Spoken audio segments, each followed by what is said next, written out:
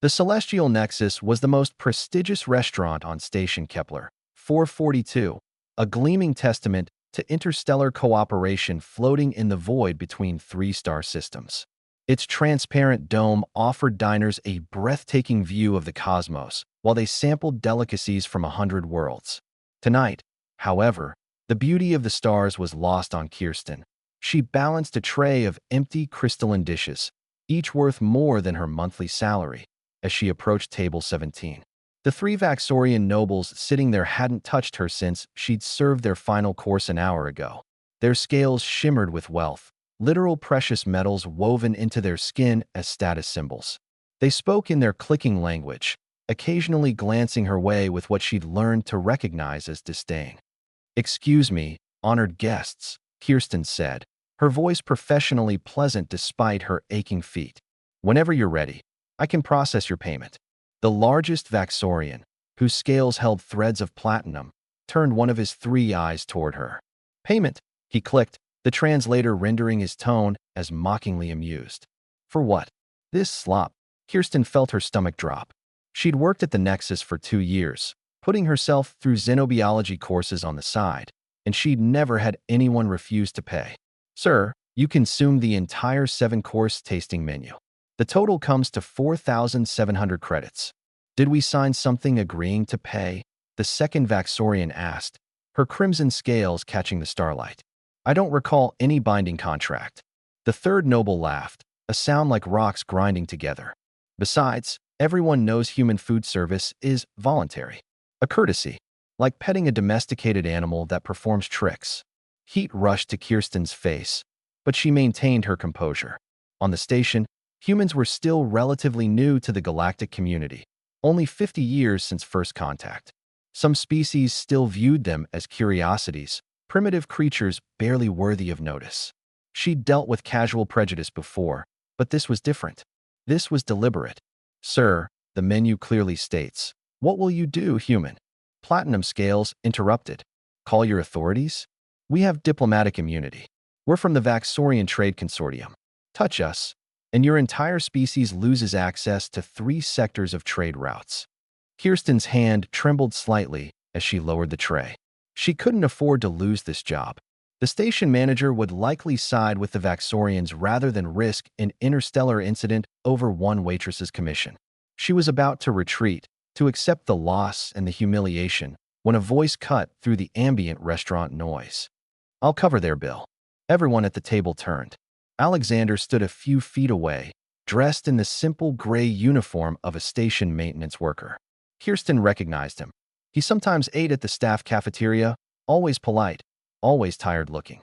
She'd never spoken to him beyond pleasantries, but she knew he worked double shifts to send money back to Earth, to a family she'd overheard him mention once. "Alexander, no," Kirsten said quickly.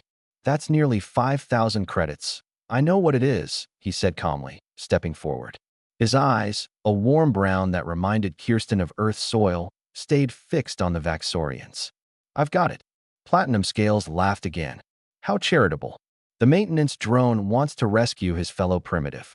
Tell me, human, do you even have 4,700 credits to your name?" "I have 4,850, Alexander replied evenly. He pulled out his credit chip, the standard station currency card that every worker carried.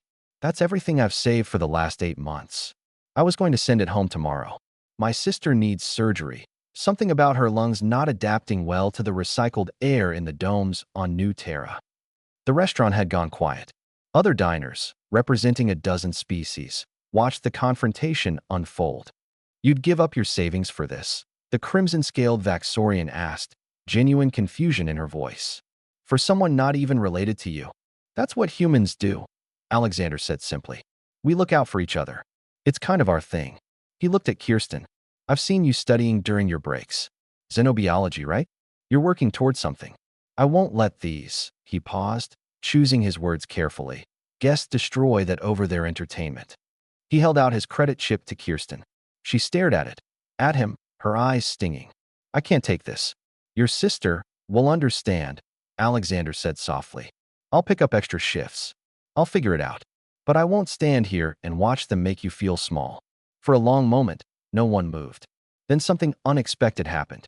A Centaurian diplomat from a nearby table stood up, her chitinous frame clicking as she approached. "I will contribute 1,000 credits to this human's cause," she announced. "This display of cruelty offends civilized sensibilities." "As will I," said a Thorin merchant, his tentacles waving aggressively at the Vaxorians. "Another 1,000."